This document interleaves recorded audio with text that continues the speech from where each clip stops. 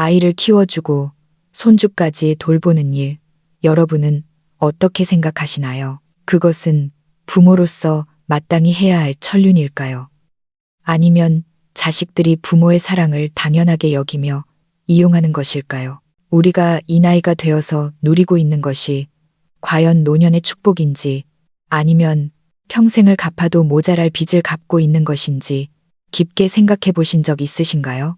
오늘 이야기의 주인공은 65살의 김영자 씨입니다. 그녀는 아들을 번듯하게 키워내고 손주까지 도맡아 키우면서도 평생 불평 한마디 하지 않았습니다. 그러던 어느 날 저녁 식탁에서 무심코 던진 손자의 농담 한마디에 영자 씨는 멍하니 얼어붙고 말았습니다. 그 짧은 순간 그녀는 지난 수십 년간 쏟아부었던 자신의 선의가 사실은 가족들에게 전혀 고마운 일이 아니었음을 그저 공기처럼 당연한 것으로 취급받고 있었음을 깨달았습니다. 과연 손자는 뭐라고 말했을까요? 그리고 영자 씨는 그 후 어떤 결단을 내려온 가족을 충격에 빠뜨렸을까요? 그녀는 자신의 경험을 통해 우리에게 이렇게 말합니다. 손주를 봐주는 건 정의지 의무가 아니다. 헌신이 당연한 권리가 되는 순간 당신이 입을 열지 않으면 아무도 당신을 위해 목소리를 내주지 않는다. 남의 이야기 같으신가요? 사실 이 이야기는 바로 지금 우리 주변 어디에서나 일어나고 있는 일입니다. 은퇴 후의 행복한 인생 채널. 이번 영상에서는 평범한 어머니였던 영자 씨가 어떻게 단 하나의 결심으로 자신의 말년 운명을 완전히 뒤바꿨는지 들려드리겠습니다. 제 이름은 김영자, 올해 65입니다. 저는 남쪽 지방의 작은 소도시에서 살고 있습니다. 어린 시절 우리 집은 5남매였고 저는 그중 넷째였습니다. 부모님은 평생 흙을 파먹고 사신 농부였고 살림은 늘 빠듯했습니다. 그 시절 여자아이가 중학교만 졸업해도 감지덕지였죠. 계집애가 글 많이 배워서 뭐하냐. 어차피 시집가면 그만인 것을. 어머니가 입버릇처럼 하시던 그 말씀이 아직도 귀에 쟁쟁합니다. 공부를 곧잘 했지만 현실은 냉혹했습니다. 15살이 되던 해 저는 옆집 언니를 따라 서울 구로공단의 방직 공장에 시다로 들어갔습니다. 처음에는 미싱 바늘에 손가락이 찔려 피가 마를 날이 없었습니다. 첫 월급 봉투를 받았을 때 그 돈이 비록 쥐꼬리만 했지만 제 힘으로 돈을 벌었다는 생각에 가슴이 벅차올랐던 기억이 납니다. 22살 때 중매로 지금의 남편 박 씨를 만났습니다. 저보다 3살 위인 그는 우직하고 성실한 사람이었죠. 그쪽 집안도 농사 짓는 집이라 형편은 도찐 개찐이었습니다. 낭만 같은 건 없었습니다.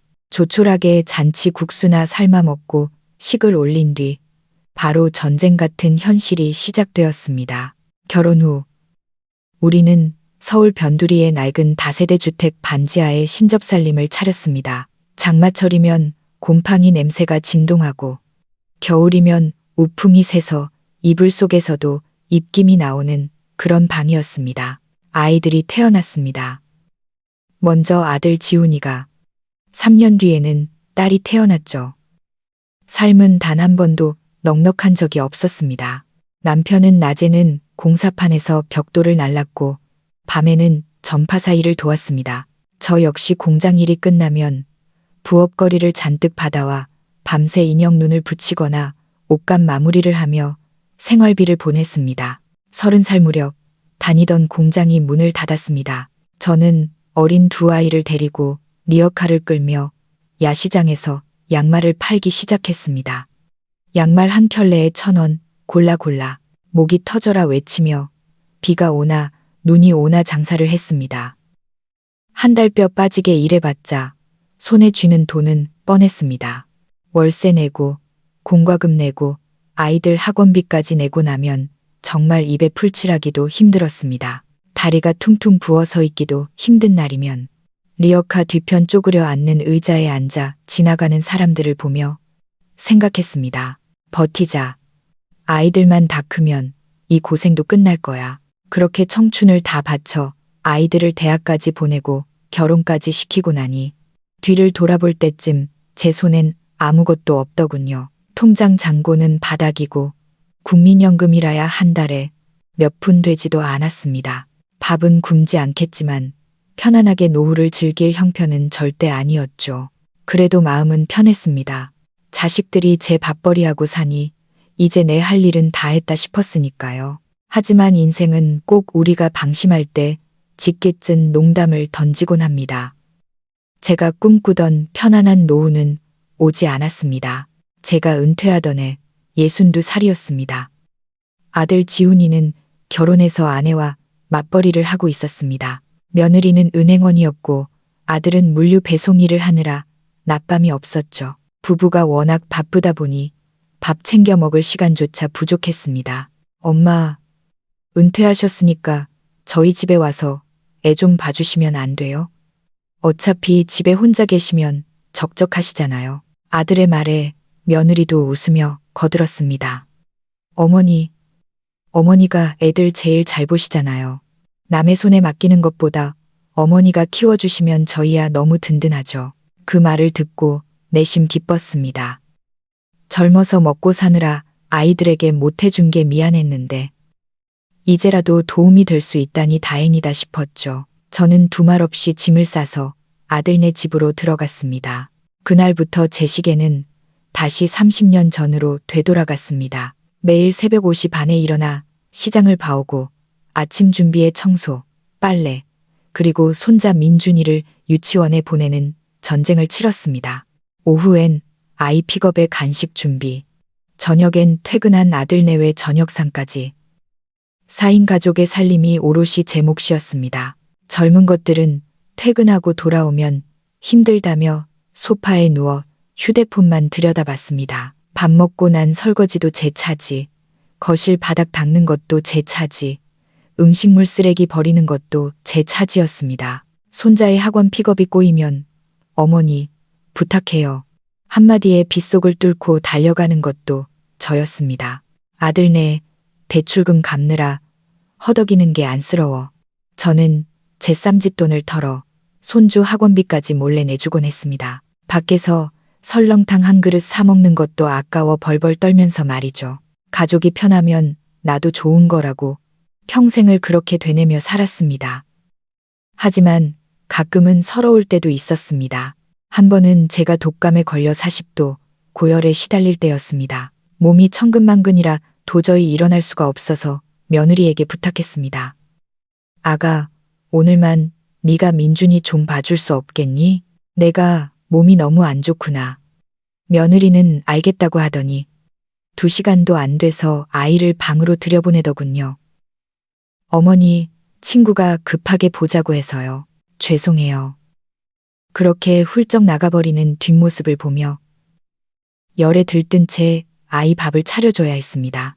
저녁에 돌아온 아들은 누워있는 저를 보며 대뜸 이렇게 말하더군요. 엄마, 뭐 기분 나쁜 거 있어요? 왜 누워만 계세요? 아프다고 말하니 그제야 라면 하나 끓여 먹더군요. 그날 밤 안방에서 들려오는 부부의 대화 소리에 제 가슴이 무너져 내렸습니다. 어머니 체력이 예전 같지 않으신가 봐. 파출부라도 써야 하나? 그러게 사람 쓰는 돈 아끼려고 합친 건데 그들이 걱정한 건 내 건강이 아니라 제가 쓸모 있는 노동력으로서 기능을 다하지 못할까 봐였던 겁니다. 그래도 저는 떠나지 못했습니다. 내가 없으면 아이들이 얼마나 힘들까. 내가 나가면 잊혀진 뒷방 노인이 되는 건 아닐까 두려웠기 때문입니다. 그렇게 저는 스스로를 가족에게 없어서는 안 될 존재라고 믿으며 버텼습니다. 하지만 그 환상이 와장창 깨지는 데는 그리 오랜 시간이 걸리지 않았습니다. 어느 화창한 주말 점심이었습니다.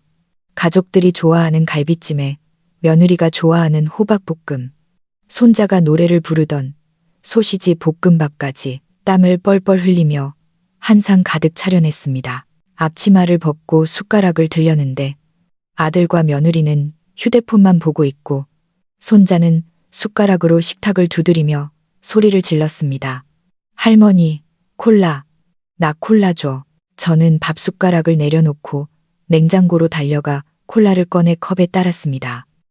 막 식탁에 놓으려는 순간 손자가 아빠를 보며 키득거리는 소리가 들렸습니다. 아빠, 할머니는 꼭 억지로 하는 유모 같지 않아? 시키면 다 해줘. 순간 제 손이 멈칫했습니다. 콜라를 쏟을 뻔했죠. 가슴을 둔기로 맞은 듯한 충격이었습니다. 저는 애써 웃으며 콜라를 건넸습니다. 아들은 건성으로 그런 말 하는 거 아니야 라고 했고, 며느리는 웃으며 애가 농담도 잘하네라고 넘겼습니다. 억지로 하는 유모. 그 아이의 눈에 비친 저는 할머니가 아니었습니다. 돈 안 드는 파출부. 시키면 군말 없이 움직이는 하녀. 그 이상도 이하도 아니었던 겁니다. 6살짜리 손자가 뭘 알겠습니까? 그건 평소에 제 아들과 며느리가 저를 대하는 태도를 보고 배운 그대로였을 겁니다. 그날 밥이 모래알처럼 씹혀 반 공기도 못 비우고 방으로 들어왔습니다. 억울한 적은 많았지만 이렇게까지 수치스러운 적은 처음이었습니다. 창피한 건 손자의 말이 아니라 저 자신이 그렇게 당연한 존재로 자존심도 없는 껍데기처럼 살아왔다는 사실 때문이었습니다. 밤새 잠을 뒤척였습니다. 창밖 나뭇잎 흔들리는 소리를 들으며 천장을 바라보는데 머릿속에서 억지로 하는 유모라는 말이 떠나질 않았습니다. 나는 그들의 엄마이자 할머니인데 왜 무료 봉사자가 되었을까? 명절 때 아들 식구들끼리만 훌쩍 일본 여행을 떠나면서 엄마는 사람 많은 거 싫어하시니까 집 지키는 게 편하시죠? 라고 했을 때도 저는 바보처럼 고개를 끄덕였습니다. 텅 빈 집에서 혼자 떡국을 끓여 먹으며 느꼈던 그 쓸쓸함이 뼈에 사무치게 떠올랐습니다. 내가 뭘 위해서 이러고 있지? 그날 밤 저는 결심했습니다. 내 인생 더 이상 이렇게 살 수는 없다고. 다음 날 아침 식탁에 앉아 하품을 하는 아들 내외를 보며 제가 입을 열었습니다. 나 내 집으로 돌아가련다. 아들이 숟가락을 멈추고 물었습니다. 엄마, 어제 일 때문에 화나셨어요? 저는 고개를 저으며 담담하게 말했습니다. 아니, 화난 게 아니다. 그냥 이제 내 인생을 살 때가 된 것 같아서 그래. 며느리가 당황한 듯 웃으며 말렸습니다. 어머니, 혼자 사시면 불편하시잖아요. 여기 계시는 게 서로 좋죠. 민준이도 어머니 없으면 안 되고요. 제가 웃으며 대답했습니다. 민준이가 그러더구나. 내가 억지로 하는 유모 같다고. 늙어서 이제 무릎도 아프고 더 이상 유모 노릇은 못하겠다. 너희 자식은 너희가 키워라. 그래야 진짜 부모가 되는 법을 배우지. 그들은 더 설득하려 했지만 저는 단호했습니다. 짐은 이미 다 쌌다. 도박하듯 홧김에 하는 말이 아니야. 나는 젊어서 너희 엄마로 살았으니 이제 늙어서는 김영자로 살고 싶다. 그날 오후 저는 뒤도 돌아보지 않고 그 효도하는 척하지만 냉정했던 집을 나왔습니다. 다시 돌아온 고향집. 30년 전에 장만해둔 낡은 주택 마당에는 잡초가 무성했고 창틀엔 녹이 슬어 있었습니다. 하지만 그곳은 온전히 저만의 공간이었습니다. 누구도 나에게 명령하지 않고 누구도 나를 당연하게 부려먹지 않는 곳. 3일 동안 집을 쓸고 닦았습니다. 허리가 끊어질 듯 아팠지만 마음은 깃털처럼 가벼웠습니다. 아침이면 따뜻한 차를 끓여 마시고 라디오에서 흘러나오는 옛 노래를 들으며 마당에 앉아 볕을 큽니다. 이웃들이 영자씨 드디어 은퇴 생활 시작이네 하며 반겨주더군요. 저는 이제 누구의 필요에 맞춰 살지 않습니다. 내가 무엇을 하고 싶은지 나 자신에게 묻습니다. 주민센터 문화강좌에 등록해 꽃꽂이를 배우기 시작했습니다. 비슷한 또래의 친구들과 어울려 꽃을 만지며 웃고 떠듭니다. 새벽 5시에는 아침밥을 하는 대신 친구들과 뒷산 약수터에 오릅니다. 그곳에서 우리는 자식 자랑, 손주 자랑이 아니라 내 이야기를 합니다. 생활비요. 계산해 보니 국민연금 나오는 것에 제가 조금 모아둔 돈이면 혼자 밥해 먹고 공과금 내는데 충분하더군요. 아들네 대출금 갚아주느라 허리띠 졸라매던 돈, 이제는 저를 위해 씁니다. 병원비도 따로 모아두고요. 손주 생일이나 명절 때는 봉투 하나 챙겨줍니다. 하지만 그건 의무가 아니라 제가 주고 싶어서 주는 선물입니다. 가끔 아들이 전화해서 엄마, 민준이가 할머니 보고 싶어 해요. 며칠 와 계시면 안 돼요. 라고 묻습니다. 그럼 저는 웃으며 말합니다. 보러 가는 건 좋다. 하지만 밥 먹고 놀다만 올 거야. 애 봐주러 가는 거 아니다. 수화기 너머로 잠시 침묵이 흐르지만 아들은 이내 네, 알겠어요 라고 대답합니다. 거절이 관계를 망치는 게 아니라 오히려 서로의 선을 지켜준다는 걸 알게 된 거죠. 처음엔 아들네 집이 엉망진창이었답니다. 며느리는 휴가를 다 써버리고 아들은 배송 일을 줄여가며 아이를 돌봐야 했으니까요. 부부싸움도 잦았다고 들었습니다. 하지만 저는 모른 척했습니다. 냉정해 보일지 몰라도 그건 그들이 겪어야 할 부모로서의 몫이니까요. 시간이 지나자 그들도 변하기 시작했습니다. 자기들끼리 시간을 쪼개 아이를 돌보는 법을 터득했고 살림도 나눠서 하기 시작했습니다. 주말에 반찬을 바리바리 싸들고 저를 찾아오기도 합니다. 어머니, 오늘은 저희가 밥 차려 드릴게요. 손만 씻고 앉아 계세요. 며느리가 부엌에서 달그락거리는 소리를 듣고 있으면 묘한 안도감이 듭니다. 손자 녀석도 많이 의젓해졌습니다. 이제 저를 보면 할머니, 물 떠다 줄까? 하며 어깨를 주물러 줍니다. 더 이상 저를 시키면 다 하는 사람으로 보지 않는 거죠. 손자와 마당에서 같이 강아지 풀을 뜯으며 제가 어릴 적 놀던 이야기를 해주면 눈을 반짝이며 듣습니다. 할머니, 요즘은 맨날 웃네? 예뻐졌어. 손자의 말에 저는 빙긋 웃으며 대답합니다. 그럼 할머니가 이제야 철이 들어서 나 자신을 예뻐해 주기로 했거든. 가족을 위한다는 명목으로 나를 희생하는 것. 그것은 결국 누구에게도 득이 되지 않았습니다. 내가 한 발 물러서서 나를 챙기니 가족들도 비로소 제 빈자리를 느끼고 고마움을 알게 되더군요. 마지막으로 저와 같은 처지에 있는 모든 부모님들께 이 5가지를 꼭 말씀드리고 싶습니다. 첫째, 도움을 의무로 만들지 마십시오. 손주 봐주는 건 내 호의지, 내 직업이 아닙니다. 내가 안 도와주면 큰일 날 것 같죠? 아닙니다. 다들 어떻게든 살아갑니다. 둘째, 경제적 독립이 곧 인격적 독립입니다. 자식들 안쓰럽다고 쌈짓돈까지 다 털어주지 마세요. 내 손에 돈이 있어야 자식 앞에서도 당당하고 며느리 눈치 안 보고 내 인생 즐길 수 있습니다. 셋째, 적당한 무관심이 약입니다. 자식들의 문제에 일일이 개입하고 해결해 주려 하지 마세요. 그들이 넘어지고 깨지면서 스스로 일어나는 법을 배우게 두십시오. 그게 진짜 사랑입니다. 넷째, 해야 하는 일이 아니라 하고 싶은 일을 하십시오. 나이 핑계 대지 마세요. 춤이든 노래든 여행이든 지금 당장 시작하세요. 내 인생의 주인공은 자식이 아니라 나 자신이어야 합니다. 다섯째, 효도 받으려고 애쓰지 마십시오. 자식이 찾아오지 않는다고 서운해할 필요 없습니다. 내가 내 삶을 즐겁고 활기차게 살면 자식들은 자연스럽게 그런 부모를 존경하고 따르게 되어 있습니다. 65, 늦지 않았습니다.